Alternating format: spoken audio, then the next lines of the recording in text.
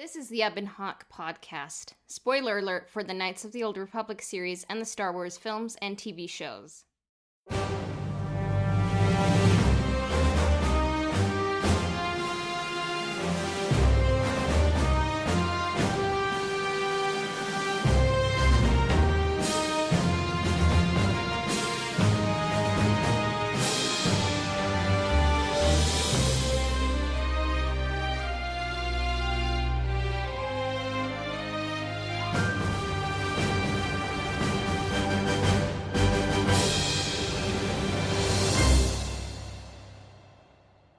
Hello there! Welcome to the Ebon Hawk, a podcast discussing Star Wars news and Knights of the Old Republic. Today we are joined by Consuming Star Wars, and we will take a closer look at some toys. This is where the fun begins. Yeah, as I said, today we're joined by Consuming Star Wars, aka Mitchell. Before we get started, I just wanted to say congrats on your first podcast. Thank you. Released the day we're recording, so... Yeah. I think I uploaded it about an hour ago.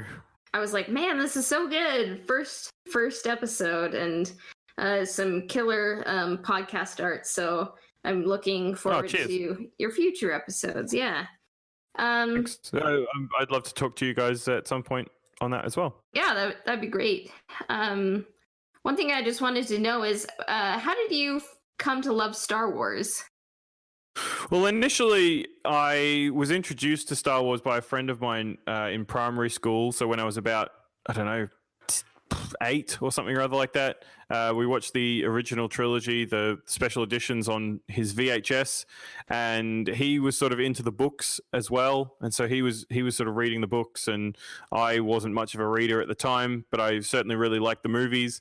And then when the prequels came out, I was really into the prequels, and it was always there in my head, but it sort of faded away. It wasn't really until Disney bought Lucasfilm, and I kind of got to a point where I thought I can finally keep up with what is canon now, that I have gone sort of mad with Star Wars fever. So yeah, that's sort of where I sit on how I came to love Star Wars. I feel like I've always loved collecting, and again, sort of similar to how I've always loved Star Wars, as much as I wanted to collect a lot of Star Wars stuff when I was younger, there was sort of so much out there, and being young and not having an income, my parents weren't all that fussed on the idea of buying lots of toys for me because they thought that I would outgrow it, and I've certainly proven them wrong, because I collect more Star Wars stuff now than I ever have before. I was collecting the Black Series 6-inch figures for quite some time because I jumped onto that when that first started.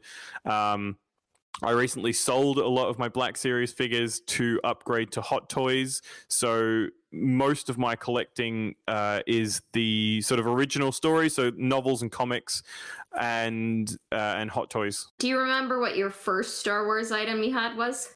I feel like there must have been something. The first one that I can remember is a Power of the Force Han Solo figure that I still have. It's sort of the one that I don't really want to get rid of. I went to England for a year, and we got given this box of toys. And in the box of toys, one of my favorite figures, and I didn't really realize it was from Star Wars until later, was a Scout Trooper. So I feel like that was the first one, but in my mind, it's the Han Solo. Yeah. I probably had a couple of books and stuff as well. I think Jedi Apprentice, I had a couple of Jedi Apprentice books and things like that. I think the first Star Wars toy I came across was something like, it was like one of those, like, not Polly Pockets, because it was kind of more of a like toy for boys, and like guys didn't really have Polly Pockets, but it was kind of like... I think I know what you're talking about. I've got lots of those too. Yeah, and it was like half Ewoks and half stormtroopers fighting on the Battle of Endor. I'd never seen it, so I was like, oh, cool. Is this teddy bears versus skeletons? Like, I had no idea what was going on. Long story short, eventually I discovered Star Wars, and for Christmas I ended up getting... Was it the Galaxy of Heroes toys that were kind of like roided out and like were super muscly? It was I feel like, yeah, there was certainly a line there. I feel like Power of the Force is a bit like that as well. But yeah, there was certainly a lot of very beefed up Star Wars characters for a while. Yeah, because like it was like I got a super muscly like kind of Han Solo and super muscly Princess Leia, and I was like, I love it. This is what I Yeah. want to do for the rest of my life, you know. I love hearing stories of people who kind of discovered Star Wars in a way that wasn't the films and didn't know what it was until later, and that sort of almost retroactive realization of what they've had was Star Wars is really cool, I think, and sort of shows a lot about the franchise and how huge it is. Yeah, because it's like for the longest time I was like, what is this teddy bear skeleton war thing? But then I ended up figuring out like, oh, that's what my neighbor was playing with all this time. So yeah, but so when we release this episode, it's probably going to be November. But I just was wondering, could you tell us about hashtag Collectober? Well, I had a lot of fun doing a couple of photo challenges this year, and just thought it might be fun to do one of my own. Sort of, I love collecting Star Wars, but I also love seeing other people's collections, and I thought it might be a nice way to sort of, reach out to the little pocket of community that I'm sort of in, and see people's collections and see why people collect. So that's been a lot of fun. I've enjoyed it. I think at this stage I'm one of the few who are still sort of doing it, but it's been really cool. And then today I thought that it might be a good way to sort of marry up my Collectober hashtag as well as my podcast that I've sort of uploaded. Because I love the little Star Wars community that I'm part of, and it's a lot of fun. Any more future hashtags you think you'll do in the future? Not that I can think of at this point. I'm hoping that maybe consuming Star Wars will become something. Maybe connect it with the podcast and the Instagram page. It's good fun. I love talking Star Wars. Every day I'm on there and chatting to someone about something. It's good fun. Let's just take a quick break, and then we will talk about some of the KOTOR toys.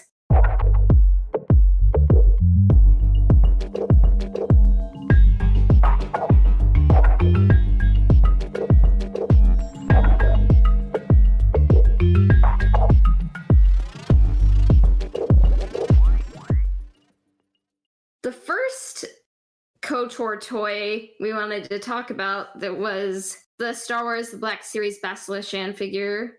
I have to admit, when was this one released? Because this is obviously the 3.75 inch Black Series line, which I think is now labeled as vintage. Pre-Disney Star Wars. I forget exactly which year. Yeah, it's funny because 2014.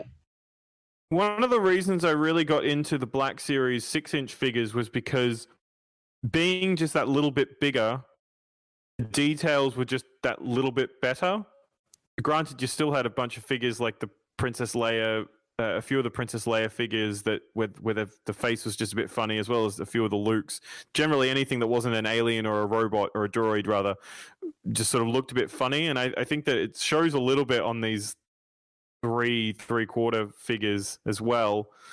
But as far as like the costume goes, it looks pretty good. And I like the lightsaber. Obviously, it's very cool. I think there's something a little bit off about the hair and the face. Definitely. I love the lightsaber. It's a pretty good representation of the outfit, I believe. Maybe the color scheme is a bit off, but definitely the face. I'm like, I don't think that quite looks like Bastila Shan, and just the bang doesn't look. I do think that the other thing that you could take from this is that maybe they were going for the animation quality of the game at the time, because maybe it's a little bit more accurate to the technology of 2003 and the cutaway scenes of KOTOR then, maybe. Yeah. But I do like that they did use the lightsaber in game that Bastila did use. So there's a great attention to detail there. And I believe this figure it was a result of a vote, and this was released because enough fans voted for it. So yeah, I think that's really great that they do that. You certainly get the amount of Luke Skywalkers that we've got, and it seems that not until fans come in and say, "Oh, we want something a little bit different," do we get the Wedge Antilles or the Darth Revan or figures like that, which I think is really cool. I think Jaina Solo came out, and that was another one that was a fan vote. that was pretty cool. I love that one. So oh yeah, she's a great character. Yeah, so I don't think I would buy this one, even though like I think I'm one of Bastila Shan's like biggest fans, but I respect that it exists, and I hope that we see more kind of Bastila Shan merchandise in the future, because I think she's a great character, and I think the world needs more female characters with double-bladed lightsabers, I would definitely agree with that, yeah. The next one is the Darth Revan Black series. And so, like, there's Darth Revan and Darth Revan is obviously the dark-sided one. So this one has the red lightsaber as well as the purple lightsaber. And this one's more recent. Let's see. I believe it was released, 2017. And I think it looks pretty impressive. It has the mask and the dark robes, the armor. What do you think of this toy? Yeah, I think this is a great one. I haven't really properly played the games, but I've read the Old Republic books and certainly seen a lot of cutaway scenes. I tried to sort of watch the game on YouTube because I was finding the gameplay a bit challenging, but Revan is a really cool character, and the look of this figure, this is one of the few figures that I've held on to out of the Black Series line, because it does just look really cool, and it's sort of the iconic image of the Old Republic, which is a very cool segment of the old EU that has obviously been gone away with at the moment. So it's I think it's a great figure. I love it, and I think too a lot of people were saying that most of the pieces are new sculpts as well, which is oftentimes they'll reuse an awful lot of previous figures to make the new ones. So I think Forlom, for example, is almost a reissue of C-3PO with a repaint and a new head, whereas this Revan is pretty much completely new, which is cool. It's a pretty good representation of what Revan looks like in the game, or I should say Darth Revan. Even down to the lightsabers, like his red Sith saber and his purple lightsaber that we'll kind of talk about a little bit later, but there's even like tatters on the robes, and it matches what happens in game pretty well. And one thing that is interesting about the Darth Revan look is it was very intentional when they were designing the character, is they wanted to make him look cool, or her, like Revan can be whatever you want, but they're like, people love Boba Fett, people love Darth Vader, so they kind of tried to marry those two designs into something that looks like it would come 4,000 years before those characters. And I think you can kind of see the echoes of Vader and the echoes of Boba, like in the helmet there, kind of the visor, definitely. And the dark robes. And it's an iconic design that, even though Revan isn't technically canon, and he came from a video game that came out like in 2003, and then he was mentioned in a sequel in 2005, like he's still around and getting merchandise, which I think is pretty cool. Yeah, and you can look at the image of him and know that it's from Star Wars. It's very very Star Wars. Yeah, so it fits into the universe, even if it's like technically 4,000 years before the whole story. So I think it good. Like it was a great design, and I was very happy with this one. So yeah. Yeah, I couldn't agree more. Yeah. So then it's followed up with the Revan figure, which is based upon the design from Galaxy of Heroes, that game. So this kind of represents the light-sided Revan. So it has the white robes, still has a mask, so you can imagine anyone behind the mask, and just has a purple lightsaber, kind of like the light-sided side. What did you think of this figure? I liked it when it came out. This is one of the ones that I did decide that if I was going to have a Revan, I would just stick with the Darth Revan. So I did sell this one. And correct me if I'm wrong. The Revan book. There's a point in the book where he goes back and gets his mask when he's still a Jedi.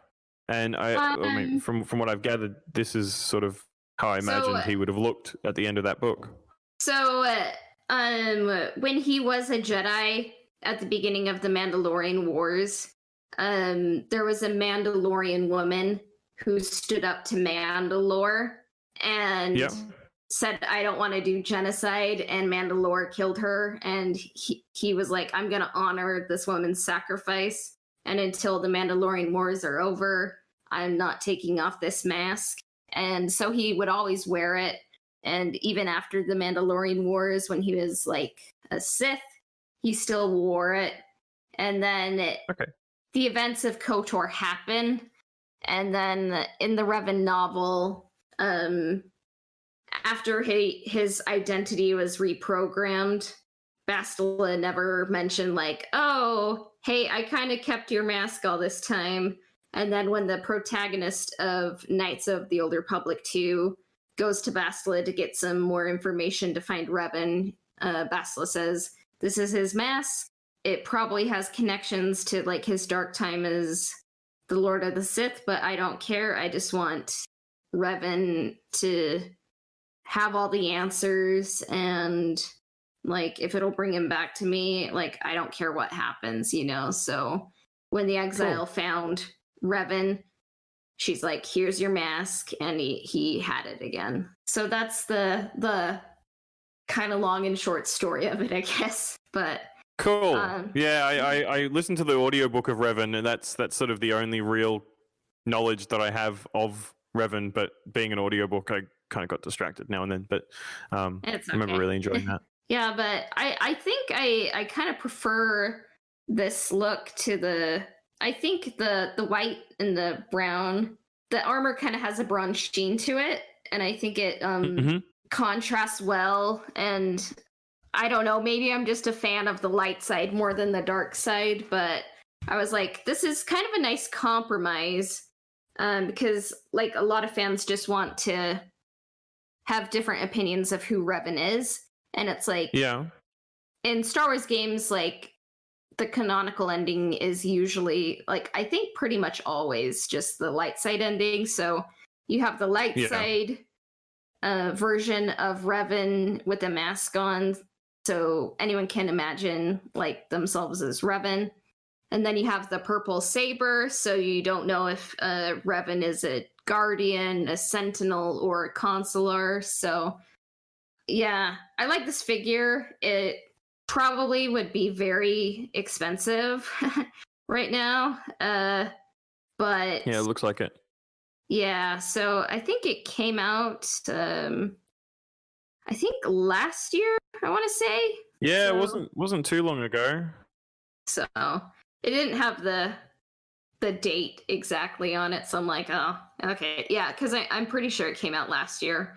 I was like, oh, I should get this, and then I think I missed the boat. That I'm like, I can admire it from afar. So well, unfortunately, another reason why I sort of stopped with the Black Series figures was there were an awful lot of exclusives coming out, and there was just like periods of time where I wasn't sure whether I'd be able to get certain figures and figures that I thought that I really, really wanted, and sort of, so that was another thing. It's Game Shop exclusive, and certain figures became a lot harder to find, particularly when you weren't in the US.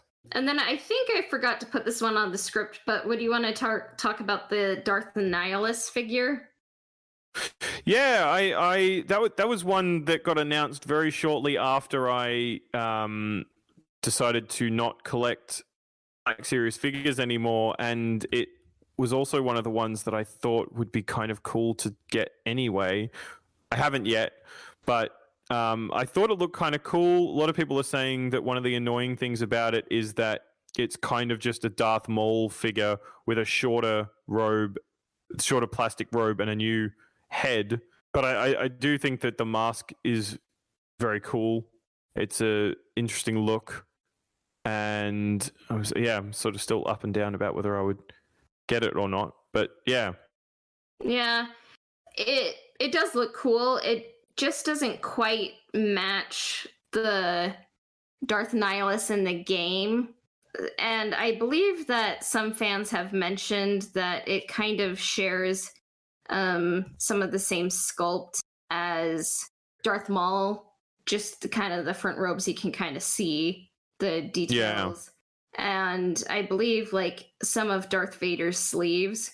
So I kind of don't like it when toy companies double dip, and could strive to make things more accurate, but they always seem to go out of their way to make the lightsabers accurate to how they appear. So I did like that detail. Darth Nihilus. Yeah, I feel like the lightsabers would be a lot harder to sort of get away with giving a character a lightsaber that looks like another one. I think that as far as the robes go, I think it's a lot easier to get away with having very similar robes or arm pieces to other figures. But yeah, certainly lightsabers and head sculpts need to be more unique. Yeah, Darth Nihilus is kind of a hard character to imagine. Like, it's one thing to have it in a video game, but I think if he were ever like in a movie or a TV show, you'd have to really take into consideration like how he is written and how he could appear like on screen and like be a presence. And because like technically I think like he's just not even supposed to have a body and just be a mask and clothes, but I'm like, that kind of doesn't work. I think like it's cool in a game and on paper, but if you're trying to make this guy like an intimidating villain, you kind of need something to act against, but I guess that's maybe a problem someone else can figure out in the future, but hopefully. Yeah, I feel hope like so. The things that I've heard of Revan, because as I said, I haven't been able to play the games, but he almost, to me, feels like he fits into more of a mythological kind of entity as opposed to a real one. I mean, obviously he is a real character, but some of the essences of him feel more mythological to me than say Darth Revan or Darth Vader or Palpatine or other characters like that. Yeah, very elemental, kind of like a ghost or something. And just the mask's design is very iconic, I would say, too. Because I think Knights of the Old Republic came out in 2005, which was, Revenge of the Sith year. And there were a lot of people saying, like, ooh, is there a connection, like, between the Grievous mask and the Nihilus mask? Like, there wasn't, but it was a very good design on Nihilus. And I believe he was inspired by Ghibli animation. Spirited Away? Spirited Away. No Face. That's it. Like, man. It was that was creepy. Yeah. So I think he was inspired by No Face from Spirited Away, and I can kind of see it. Definitely something to be said about the simplicity of the mask as well. It's very. It's this very simple skull-like symmetrical image. Very cool.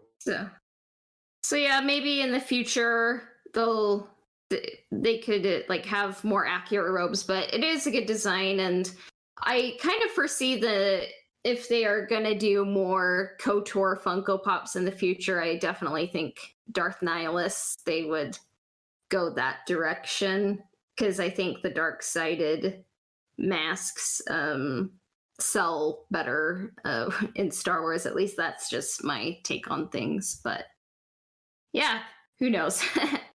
Yeah, So true. let's just take a quick break, and we will discuss the Star Wars Darth Revan Force Effects Elite lightsaber when we get back.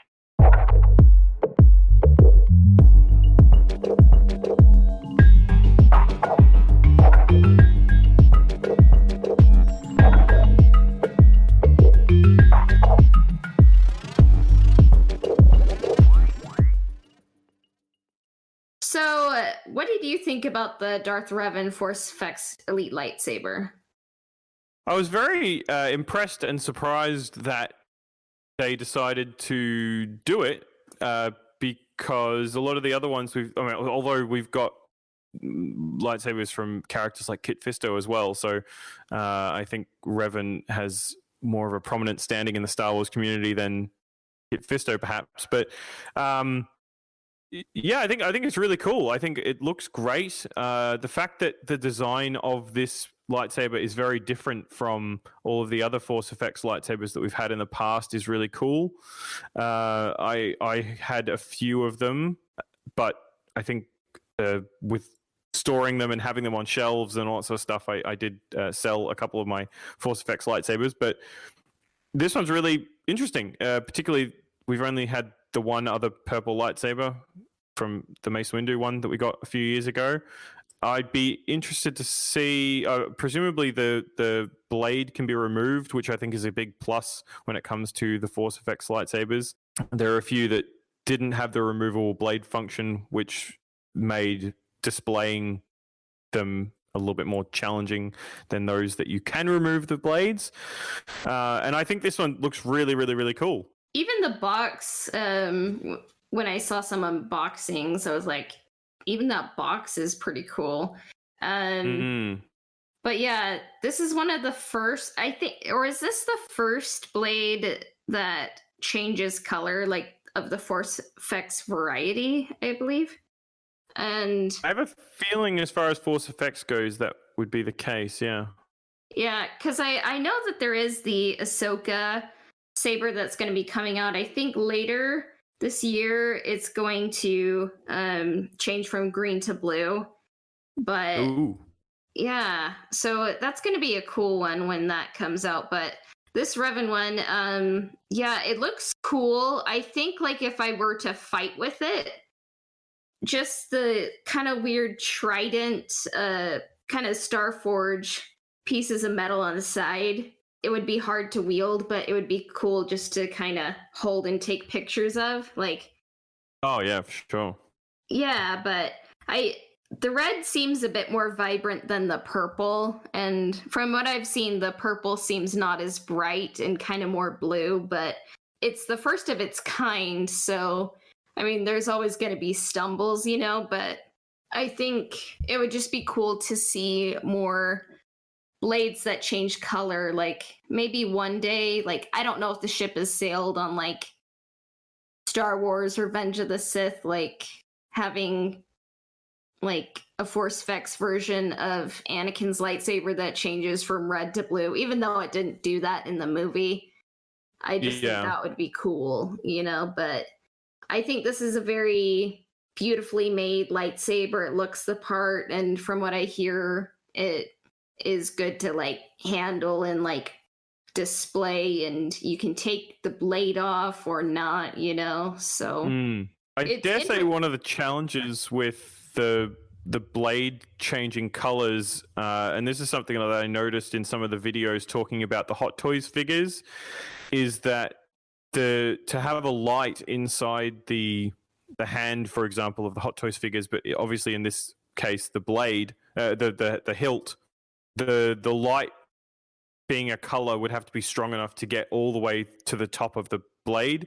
And so in this one you would presumably have two globes that are lighting up blade, as opposed to some of the other force effects that might have the blade itself would be the light, if that makes sense. I'm not entirely sure how it works. If there must be lights all along it. Sort of use half as many lights for each color, maybe. I don't know. Yeah, I respect what they did, and it seems to be a pretty good first go. But it's funny you mention Mace Windu, because I was lucky enough to be able to go to Galaxy's Edge this February before everything happened. And when I was at the saber crafting ceremony, they would kind of give a spiel about the different colors, and they'd say, oh, blue, it was wielded by Obi-Wan Kenobi, Luke Skywalker, and Rey. And then green, you had Yoda and Qui-Gon, and go through all the colors, and then they would get to purple, and it's and then purple is Mace Windu. They didn't say it exactly like that, but I think there should be more purple representation, more characters getting purple sabers, just so they can mention more characters in that spiel in Galaxy's Edge, because when I was there, the most popular color of saber was definitely purple. And I don't think there was a single blue lightsaber there. I would say it went purple, red, and then green. Yeah, so I think Disney would probably see that and be we need to get more purple up in this house, so because customers seem to like purple. So we'll see what happens in the future. So if more, it doesn't mean everyone has to have purple, but it could just be more than Mace Windu, I mean. So we'll see. And then what kind of KOTOR toys do you think there could be in the future? I would love to see some of the characters from the Old Republic books. I think that having read Malgus Deceived, I think that book was really great. I like Darth Malgus as a character. I would love... apparently Sideshow did a 6-scale figure of Malgus, which looked really, really, really cool. Being someone who collects hot toys, I would love to see some KOTOR hot toys. I think that would be awesome. I'd love to have a Revan or a Malgus up on my shelf. I'm sure that there's plenty more space for more toys in the future. The Revan figures have obviously sold really well. We've had a whole bunch of vintage, the 3/4 line come out. So I'm pretty hopeful that there'd be more in the future. And certainly if we ever got something in canon that reflects the Old Republic, we'd be able to get heaps more at that point. Yeah. I'm not as familiar with the Old Republic, but I do watch the trailers and I'm familiar with some of the lore, but Darth Malgus would definitely be a good character to do more with in the future, I would say. From Knights of the Old Republic, the series, I think it would just be fun to get a Bastila Shan Funko Pop. They did release the Darth Revan and Darth Malak Funko Pops, and I gave away a Darth Malak Funko Pop when we hit 1,000 followers on Instagram, and it would be cool to have more KOTOR characters as Funko Pops. I think I think HK-47 would be one that would be fun to have more of as well. Yeah, and I think that the T3M4, just kind of that different look for an astromech, I think would make for a good Funko Pop too. And I definitely think Bastila would be a good Funko Pop, and perhaps Mission Veo. People seem to really like that design. And then I'm sure if the first wave of the figures sold well, which it seemed to, there'd definitely be room for another wave, which would surely feature Bastila in it. And from Knights of the Old Republic 2, I think you would definitely see a Nihilus before anything else. Just my personal preference, it would be really cool to see a Bao-Dur or Ayn Rand, I would say. I think they have some pretty cool designs, and who knows what's happening with Knights of the Old Republic in the future, because we just kind of get some random merchandise like the Funko Pops and these figures we've talked about, and I'm like, does this mean anything, or is Disney gearing up for anything? Like, kind of, because this game came out so long ago, you know? What do you think that means? Well, I think that it sort of speaks a lot to the longevity of the game and how even after all these years, even after Disney saying that it's no longer canon, whether Disney does something with it or not, it's sort of stood up, and it's still a very important part of the Star Wars fandom for a lot of fans. And even if you don't know the games, if you know Star Wars, the iconic imagery that comes from the game is marketable, and as well as just being really cool. And as I said earlier, a lot of the images that come from Knights of the Old Republic are as iconic and as easily identified as being Star Wars as anything from the sequels, anything from the originals. So yeah, I think that whether we get something or not from Disney set around that era, I dare say that there's going to be years and years and years worth of still appreciating Knights of the Old Republic in many different forms. Yeah, that's a good way of looking at it. No matter what happens, KOTOR is forever, and it's canon in my heart, and it's just a series that is still here. And even if nothing happens with it, like if we occasionally get some good merch out of it, that's good enough for me.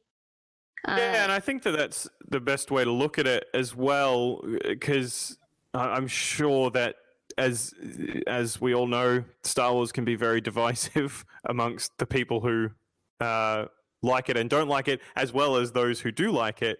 And certainly, I think that the other thing to remember as well is that I think that when people think of Star Wars, particularly about the EU, from what I've gathered from the community that I'm sort of in, Timothy Zahn's original Thrawn trilogy and Knights of the Old Republic are two things that are just so very Star Wars. And we've got so many books and so many comics that existed before Disney bought Lucasfilm, but I think the things that people are still drawn to, even after all this time, are Knights of the Old Republic and that original Thrawn trilogy. And as great as any of the other stuff was, I do feel like they both stand out really, really strongly. And I mean, Knights of the Republic was so different and so bold and so out there that it just made this huge splash that you just won't be able to get away from, even after all the years that will exist, and particularly the amount of Star Wars stuff that's going to be coming out in the future. It's going to get to a point where the original trilogy maybe isn't the centerpiece of Star Wars anymore, but it will always be remembered as this groundbreaking original piece of Star Wars. And I think that Knights of the Old Republic there's something to be said about it floating around in that space, whether it's made canon or not. Yeah. Well said. Star Wars is forever, and good stories are forever. So no matter what happens, KOTOR has its fans, and it'll always be appreciated. I mean, that's why we're doing a podcast. We just love Knights of the Old Republic, and we just love talking about it. And there's plenty of Star Wars fans who primarily are kind of just into Knights of the Old Republic. So yeah, that's the cool thing. And I can totally see why. Yeah. Where can our listeners find you? Well, I'm predominantly on Instagram at Consuming Star Wars, and as we mentioned earlier, I started a little community interview podcast that I've I hope will get bigger and better as time goes on. But yeah, I'm on Instagram. That's where anybody can find me. I don't really do a lot of other social media. So yeah. And then you can find us on Instagram at Ebonhawk Podcast. And the Ebonhawk can be found on Spotify, Apple Podcasts, and Google Podcasts, as well as everywhere else that Anchor Podcasts are distributed. Subscriptions, reviews, and shares help us out immensely. Then you're welcome to email us your comments and questions and any inquiries at ebonhawkpodcast@gmail.com. And then Coden was not able to join today. He was just under the weather. We hope he gets feeling better. But you can find Coden at twitch.tv/CodenBon. Also on Instagram at CodenBon. And our intro and outro themes were composed by Alistair Schurman at alistairsounds.wixsite.com/Alistair Sounds. And our transition music was composed by Christian Walker at christianwalkermusic.com. This has been the Ebonhawk Podcast. May the force be with you. We'll be back soon. Bye for now.